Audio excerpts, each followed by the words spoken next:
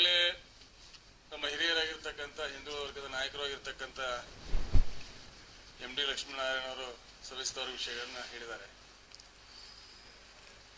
ಇನ್ನು ಇಲ್ಲಿವರೆಗೂ ಕೂಡ ಹಿಂದುಳಿದ ವರ್ಗದ ಚಾಂಪಿಯನ್ ಅಂತ ಹೇಳಿಕೊಂಡು ದೇವರಾಜ್ ಅರಸು ಅವರ ಅಧಿಕಾರದ ದೀರ್ಘಾವಧಿಯನ್ನು ಕೂಡ ದೀರ್ಘಾವಧಿಯ ದಾಖಲೆಯನ್ನು ಕೂಡ ಮೀರಿಸಿದ್ದೇನೆ ಅಂತಕ್ಕಂಥ ಹಮ್ನಲ್ಲಿ ಸತತವಾಗಿ ಹಿಂದುಳಿದ ವರ್ಗದ ಎಲ್ಲ ಸಮುದಾಯಕ್ಕೂ ಅನ್ಯಾಯ ಮಾಡುತ್ತಿರ್ತಕ್ಕಂಥ ಸಿದ್ದರಾಮಯ್ಯನವರು ತಮ್ಮ ಅಧಿಕಾರದ ಕೊನೆಯ ಅವಧಿಯಲ್ಲಿ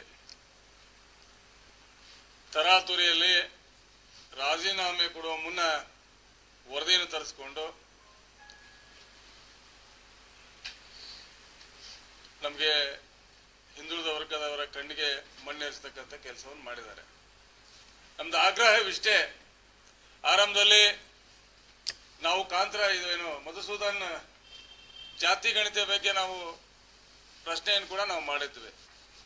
ಈಗಾಗಲೇ ಕೇಂದ್ರ ಸರ್ಕಾರಕ್ಕೆ ಅಧಿಕಾರ ಇದೆ ಜನಗಣತಿ ಮತ್ತು ಜನಗಣತಿ ಮಾಡಲಿಕ್ಕೆ. ಅವರಿಗೆ ನೀವು ಸಹಕಾರ ಕೊಡಿ, ಪ್ರತ್ಯೇಕವಾದಂತ ಮತ್ತೊಂದು ವರದಿಯ ಅಧ್ಯಯನದ ಸಮೀಕ್ಷೆಯ ಅವಶ್ಯಕತೆ ಇಲ್ಲ ಅಂತಕ್ಕಂಥದ್ದು ನಾವೆಲ್ಲರೂ ಕೂಡ ಪ್ರಶ್ನೆ ಮಾಡಿದ್ವಿ. ಇಲ್ಲ, ನಾವು ಜಾತಿ ಗಣತಿ ಮಾಡಲ್ಲ, ಜನಗಣತಿಯನ್ನು ಮಾಡುವುದಿಲ್ಲ, ನಾವು ಹಿಂದುಳಿದ ವರ್ಗದವರ ಆರ್ಥಿಕ ಮತ್ತು ಸಾಮಾಜಿಕ ಸ್ಥಿತಿಗತಿಗಳನ್ನ ಅಧ್ಯಯನ ಮಾಡ್ತೀವಿ ಅಂತಕ್ಕಂಥ ಮಾತನ್ನ ಸನ್ಮಾನ್ಯ ಆಗಿನ ಮುಖ್ಯಮಂತ್ರಿಗಳಿರ್ತಕ್ಕಂಥ ಸಿದ್ದರಾಮಯ್ಯನವರು ಕೂಡ ಹೇಳಿದ್ರು. ಈಗಿರ್ತಕ್ಕಂಥ ತಂತ್ರಾಂಶವನ್ನು ಬಳಸಿಕೊಂಡು ನಾವು ಅತ್ಯಂತ ಕಡಿಮೆ ಅವಧಿಯಲ್ಲಿ ನಾವು ವರದಿಯನ್ನು ಕೂಡ ಮುಗಿಸ್ತೇವೆ, ಸಮೀಕ್ಷೆಯನ್ನು ಮುಗಿಸ್ತೇವೆ ಅಂತಕ್ಕಂಥ ಮಾತನ್ನು ಹೇಳಿದ್ರು. ಸತತ 13 ವರ್ಷಗಳಾದ್ರೂ ಕೂಡ, 10 ವರ್ಷ ಕಳೆದ್ರೂ ಕೂಡ, 13 ವರ್ಷ ಆದ್ರೂ ಕೂಡ ಯಾವುದೇ ರೀತಿಯ ಹಿಂದುಳಿದ ವರ್ಗದ ಸಮೀಕ್ಷೆ ಇರಲಿ ಅವ್ರಿಗೆ ನ್ಯಾಯ ಕೊಡ್ತಕ್ಕಂಥ ಕೆಲಸವನ್ನ ಈ ಕಾಂಗ್ರೆಸ್ ಸರ್ಕಾರ ಮಾಡಿಲ್ಲ. ಬಿಹಾರದಲ್ಲಿ 1 ವರ್ಷದೊಳಗೇನೆ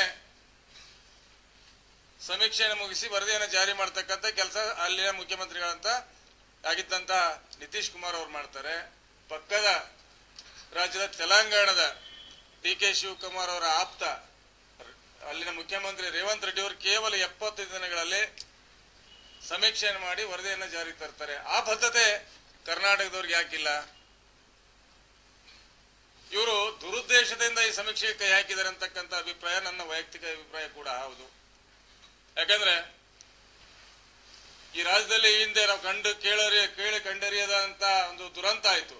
RCB ಕಪ್ ಗೆದ್ದಂತ ಸಂದರ್ಭದಲ್ಲಿ ಕಾಲ್ ತುಳಿತಕ್ಕೆ ಸುಮಾರು 11 ಜನ ಯುವಕರು ಪ್ರಾಣವಂತೆತ್ತರು ಈ ಸರ್ಕಾರದ ನಿರ್ಲಕ್ಷ್ಯ ಮತ್ತು ಲಜ್ಜೆಗೆಡಿತನದ ನೀತಿಯಿಂದಾಗಿ. ಆ ಘಟನೆಯನ್ನ ಮರೆಮಾಚಲಿಕ್ಕೆ ಈ ಜಾತಿ ಗಣತಿಯ ವರದಿಯನ್ನ ಸೋರಿಕೆ ಮಾಡತಕ್ಕಂಥ ದುಸ್ಸಾಹಸಕ್ಕೆ ಈಗಿನ ಕಾಂಗ್ರೆಸ್ ಸರ್ಕಾರ ಕೈ ಹಾಕ್ತು. ನಮ್ಗೆಲ್ಲೋ ಕೂಡ ಆತ ಹಿರಿಯರು ಹೇಳಿದ್ರು, ವರದಿಯನ್ನ ಈಗಾಗಲೇ ತಾವು ಪಡ್ಕೊಂಡಿದ್ದಾಗಿದೆ. ನಮ್ಮ ಆಗ್ರಹ ಇಷ್ಟೇ, ಮುಂಬರ್ತಕ್ಕಂಥ ಅಧಿವೇಶನದಲ್ಲಿ ಆ ವರದಿಯನ್ನ ನೀವು ಮಂಡನೆ ಮಾಡಬೇಕು, ಪ್ರತ್ಯೇಕವಾಗಿ ಆ ವಿಷಯವಾಗಿ ಚರ್ಚೆಗೆ ಅವಕಾಶವನ್ನು ಮಾಡಿಕೊಡ್ಬೇಕೆಂಬ ಆಗ್ರಹ ನಮ್ಮೆಲ್ಲರದು ಕೂಡ ಇದೆ. ಯಾಕಂದ್ರೆ ಈಗಿನ ಮುಖ್ಯಮಂತ್ರಿಗಳ ಬಗ್ಗೆ ನಮಗೆ ವಿಶ್ವಾಸ ಇಲ್ಲ. ಹಿಂದೆ ಕಾಂತರಾಜ್ ವರದಿಯನ್ನ ಸಂಪುಟದಲ್ಲಿ ವಿರೋಧ ಮಾಡಿರ್ತಕ್ಕಂಥವ್ರು ಇವತ್ತು ರಾಜ್ಯದ ಮುಖ್ಯಮಂತ್ರಿ ಆಗಿದ್ದಾರೆ. ಅವರ ಸಮುದಾಯದ ಸಮಾವೇಶದಲ್ಲಿ ವರದಿಗೆ ಬಗ್ಗೆ ಲಘುವಾಗಿ ಮಾತಾಡಿರ್ತಕ್ಕಂಥವರು ಈ ರಾಜ್ಯದ ಚುಕ್ಕಾಣಿ ನೀಡುತ್ತಿದ್ದಾರೆ. ಹೀಗಾಗಿ ನಮಗೆ ಅವರ ಮೇಲೆ ನಂಬಿಕೆ ಬರ್ಲಿಕ್ಕೆ ಸಾಧ್ಯ ಇಲ್ಲ. ಅದೇನ್ ಮಾಡ್ತಾರೋ ಗೊತ್ತಿಲ್ಲ. ಮುಂಬರ್ತಕ್ಕಂಥ ಅಧಿವೇಶನದಲ್ಲಿ ಆ ವರದಿಯನ್ನ ಚರ್ಚೆಗೆ ತಗೊಂಡು ಪ್ರತ್ಯೇಕ ಚರ್ಚೆ ಇಟ್ಟು ಚರ್ಚೆಗೆ ಅವಕಾಶ ಮಾಡಿಕೊಡದೇ ಇದ್ರೆ ಇಡೀ ರಾಜ್ಯದ ಹಿಂದುಳಿದ ವರ್ಗ ವಿಧಾನಸೌಧವನ್ನ ಮುತ್ತಿಗೆ ಹಾಕ್ತಕ್ಕಂಥ ಕೆಲಸಕ್ಕೆ ನಾವು ಕೈ ಹಾಕಬೇಕಾಗತ್ತೆ. ಆ ನಿಟ್ಟಿನಲ್ಲಿ ತತ್ಕ್ಷಣ ಹಿಂದುಳಿದ ವರ್ಗರಿಗೆ ನ್ಯಾಯ ಕೊಡ್ತಕ್ಕಂಥ ರೀತಿಯಲ್ಲಿ ಸನ್ಮಾನ್ಯ ಸಿದ್ದರಾಮಯ್ಯನವರು ಮೌನವಾಗಿದ್ದಾರೆ ಅಂದ್ರೆ ಅವರ ಪೂರ್ಣ ಮೌನ ನಮ್ಗೆಲ್ಲರೂ ಕೂಡ ಒಂದು ಸಂಶಯಕ್ಕೆ ದಾರಿಯನ್ನು ಕೂಡ ಮಾಡಿಕೊಟ್ಟಿದೆ. ಸುಮ್ಮನೆ ಇರೋ ವ್ಯಕ್ತಿತ್ವ ಅದಲ್ಲ. ಆ ಬೇರೆ ರೀತಿ ಯೋಚನೆ ಮಾಡದೆ ತಾವೇ ಮಾಡಿರ್ತಕ್ಕಂಥ ಸಮಿತಿಯ ವರದಿಯನ್ನು ತಾವೇ ಒಪ್ಪಿಕೊಂಡಂತಹ ಸಮಿತಿ ವರದಿಯನ್ನ ಈ ಅಧಿವೇಶನದಲ್ಲಿ ಚರ್ಚೆ ಮಾಡಲಿಕ್ಕೆ ಅವಕಾಶ ಮಾಡಿಕೊಡ್ಬೇಕು. ಆ ನಿಟ್ಟಿನಲ್ಲಿ ನೀವು ಕೂಡ ಮುಖ್ಯಮಂತ್ರಿಗಳನ್ನ ಆಗ್ರಹ ಪಡಿಸಬೇಕು ಅಂತಕ್ಕಂಥ ವಿನಂತಿ ಮತ್ತು ಒತ್ತಾಸೆಯನ್ನು ನಾವೆಲ್ಲರೂ ಕೂಡ ಮಾಡ್ತೇವೆ. ಧನ್ಯವಾದ. ಕೆಲವು ಕಡೆ ಮಾಹಿತಿ, ಈಗ ನಮ್ಗೆ ಎಲ್ಲೋ ಒಂದ್ ಕಡೆ ಮಾಹಿತಿ ಇದೆ, ಸುಮಾರು 4 ಲಕ್ಷಕ್ಕಿಂತ ಹೆಚ್ಚು ಕುಟುಂಬಗಳು ವರದಿಯಲ್ಲಿ ಪಾಲ್ಗೊಂಡಿಲ್ಲ ಅಂತಕ್ಕಂಥ ಮಾಹಿತಿ ಇದೆ. ಆದ್ರೆ ನಾವು ಇಲ್ಲಿವರೆಗೂ ಕೂಡ ಹಿರಿಯರು ಹೇಳಿದ್ರು, ಕಾಂತರಾಜ್ ವರದಿ ಇರ್ಬೋದು, ಜಯಪ್ರಕಾಶ್ ಹೆಗಡೆ ವರದಿಯನ್ನ ಅವ್ನ ಯಾವನ್ನೂ ಕೂಡ ಟೇಬಲ್ ಮಾಡ್ದೇನೆ, ಮಂಡನೆ ಮಾಡ್ದೇನೆ ಅವೈಜ್ಞಾನಿಕ ಅಂತ ತೀರ್ಮಾನ ಮಾಡಿ ಅವರೇ ಕೈ ಬಿಟ್ಟತಕ್ಕಂಥ ಉದಾಹರಣೆ ಸಾಕಷ್ಟು ಈ ರಾಜ್ಯದಲ್ಲಿದೆ. ಯಾಕಂದ್ರೆ ಅವ್ರು ಖರ್ಚು ಮಾಡ್ತಕ್ಕಂಥದ್ದು ಸರಿಯಾಗಿ ನಮ್ಮ ಸಾರ್ವಜನಿಕರ ಹಣ.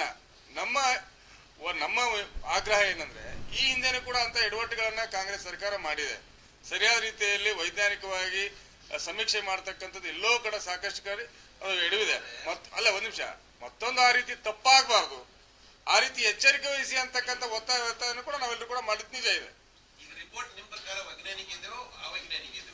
ನೋಡಿ, ಡೆಲಿವರಿ ಆದ್ಮೇಲೆ ಹೇಳ್ಬೋದು ಗಂಡು ಹೆಣ್ಣು ಅಂತೇಳಿ ನಾವು ಒತ್ತಾಯಿಸಿ ನಾವು ಕೂಡ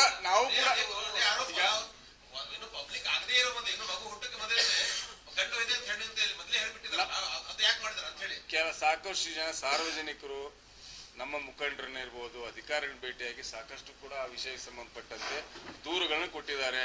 ಕೆಲವರು ನಮ್ಮ ಮನೆಗೆ ಬಂದಿಲ್ಲ, ಯಾವುದೋ ಜಿವಿಪಿಗಳು ಗ್ರಾಮ ವಿದ್ಯುತ್ ಪ್ರತಿನಿಧಿಗಳೇನದಾರ ಅವ್ರ ಮುಖಾಂತರ ಸ್ಟಿಕ್ಕರ್ ಹಚ್ಚತಕ್ಕಂಥ ಕೆಲಸವನ್ನು ಮಾಡಿದ್ದಾರೆ. ಇಂಥ ಅನೇಕ ಆರೋಪಗಳು ಸಾರ್ವಜನಿಕ ಬಂದಿದ್ದಂತೂ ಸತ್ಯ, ಅದು ತಮಗೂ ಕೂಡ ಗೊತ್ತಿದೆ.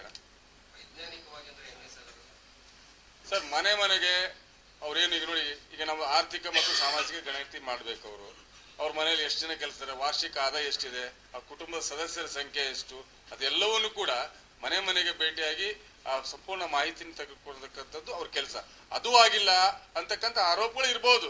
ಆ ವರದಿ ಹೊರಗಡೆ ಬಂದ್ಮೇಲೆ ಅದ್ರ ಬಗ್ಗೆ ಪೂರ್ಣವಾಗಿ ಪ್ರತಿಕ್ರಿಯೆಯನ್ನು ಕೊಡ್ತೇವೆ.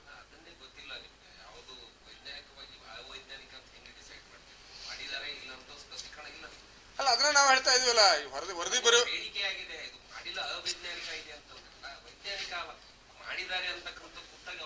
ನಾವು ವೈಜ್ಞಾನಿಕ ನಾವು ತೀರ್ಮಾನ ಮಾಡಕ್ಕಾಗೋದ್ರ. ವರದಿ ಮೊದಲು ಬರ್ಲಿ, ನಾವು ಕೂಡ ಸಾರ್ವಜನಿಕರ ಕೆಲವರ ಅಭಿಪ್ರಾಯ ಅದಿದೆ. ಅಲ್ಲ, ಪೂರ್ತಿ ಹೇಳ್ಬಿಡ್ತೀನಿ. ಶರಣು ತಳಿಕೆರೆ ನನಗೆ ಅವ್ರಿಗೂ ಗೊತ್ತಿಲ್ಲ ನನ್ನ ಹೆಸರು ಪೂರ್ತಿ. ತಳ್ಳಳ್ಳಿ ಅಂತಾರ, ಸಿಕ್ಕಾಗ ಒಂದ್ಸಲ ಶರಣು ತಳಿಕೆರೆ ಅಂತ ಹೇಳ್ರಿ. ಅದು ಪ್ರೀತಿಗೆ ಹೇಳಂತದ.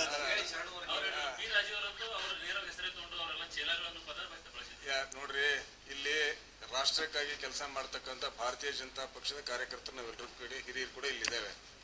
ನಮ್ಮ ರಾಜ್ಯಾಧ್ಯಕ್ಷರು ಯಾವಾಗಲೂ ಒಂದು ಮಾತು ಹೇಳ್ತಾರೆ, ಕಾಯಲು ಮೇಲೊಬ್ಬನಿದ್ದಾಗ ಕಾಯಕವಿಲ್ಲದ ಕೊಂಕಿನ ಮಾತಿಗೆ ಕೊರಗುವುದೇಕೆ ಅಂತಕ್ಕಂಥ ಮಾತನ್ನು ಹೇಳ್ತಾರೆ. ಆ ಮಾತನ್ನ ಪುನರಾವರ್ತನೆ ಮಾಡ್ತೀನಿ.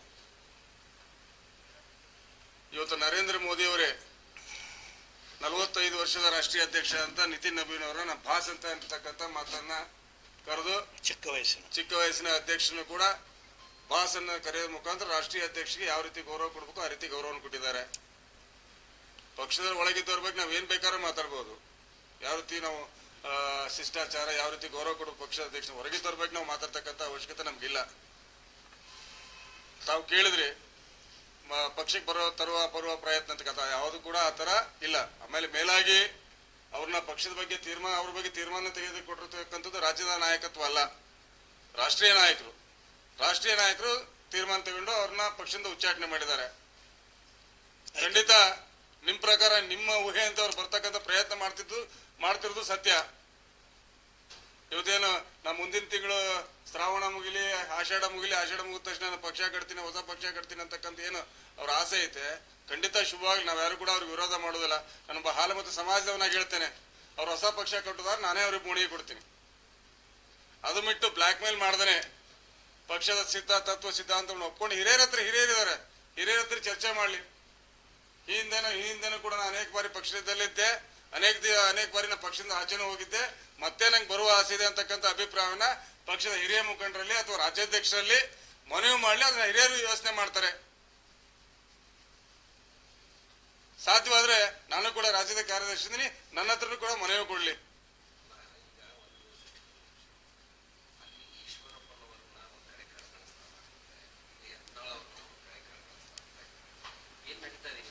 ಸರ್, ಯಾರು ಹಿರಿಯರನ್ನ ಸಂಪೂರ್ಣವಾಗಿ ಉಚ್ಚಾಟನೆ ಮಾಡಿ ನಮಗಿಂತ ಚಿಕ್ಕವರು ನಮ್ಮ ಜೊತೆಯಲ್ಲಿ ಕೆಲಸ ಮಾಡದಂತ ವ್ಯಕ್ತಿಯ ಮಕ್ಕಳನ್ನ ತಂದು ಅಧ್ಯಕ್ಷರ ಮಾಡೋದು ಸಹಜವಾಗಿ ಹಿರಿಯರಿಗೆ ಸ್ವಲ್ಪ ನೋವು ಉಂಟು ಮಾಡಿದೆ. ಅದನ್ನ ಶಮನ ಮಾಡೋ ದೃಷ್ಟಿಕೋನದಲ್ಲಿ ನೀವು ಏನ್ ಮಾಡ್ತೀರಿ? ರಾಷ್ಟ್ರ ಅಧ್ಯಕ್ಷರು, ರಾಜ್ಯಾಧ್ಯಕ್ಷರು ಎಲ್ಲರೂ ಸೀನಿಯರಿಟಿ ಸೇರಿ ಒಂದು ಪಕ್ಷವನ್ನ ಸುಂದರವಾಗಿ ಮಾಡ್ಕೊಳ್ಳೋಕೆ ಏನ್ ಪ್ರಾಬ್ಲಮ್ ಏನಾಗಿತ್ತು? ಯಾಕೆ ಇಷ್ಟೊಂದು ಡಿಸ್ಪ್ಯೂಟ್ಸ್ ಆಗ್ತಾ ಇದೆ ನಿಮ್ಮ ಪಕ್ಷದಲ್ಲಿ? ಖಂಡಿತ ಹೊಂದಾಣಿಕೆ ಇಲ್ಲದೆ ಇರೋದಾ ಹೇಗೆ? ಖಂಡಿತ ನಿಮಗೆ ನಮ್ಮ ಪಕ್ಷದ ಬಗ್ಗೆ ಇರ್ತಕ್ಕಂಥ ಕಾಳಜಿಗೆ ನಾನು ಖುಷಿಯಿಂದ ನೀವು ಅಭಿನಂದನೆ ಹೇಳ್ತೀನಿ ಅಣ್ಣ.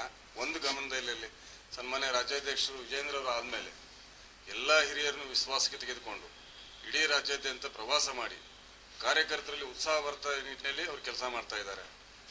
ಕಳೆದ 2023 ವಿಧಾನಸಭಾ ಚುನಾವಣೆಯಲ್ಲಿ ನಮಗೆ ಪಕ್ಷಕ್ಕೆ ಹಿನ್ನಡೆ ಆದಂತ ಸಂದರ್ಭದಲ್ಲಿ ಮಾನ್ಯ ರಾಷ್ಟ್ರೀಯ ನಾಯಕರೆಲ್ಲರೂ ಕೂಡ ವಿಜೇಂದ್ರ ಅವ್ರನ್ನ ರಾಜ್ಯಾಧ್ಯಕ್ಷನ ನೇಮಕ ಮಾಡಿದಾಗ ಇಡೀ ರಾಜ್ಯದಲ್ಲಿ ಒಂದು ಮಿಂಚಿನ ಸಂಚಾರ ಆಯಿತು.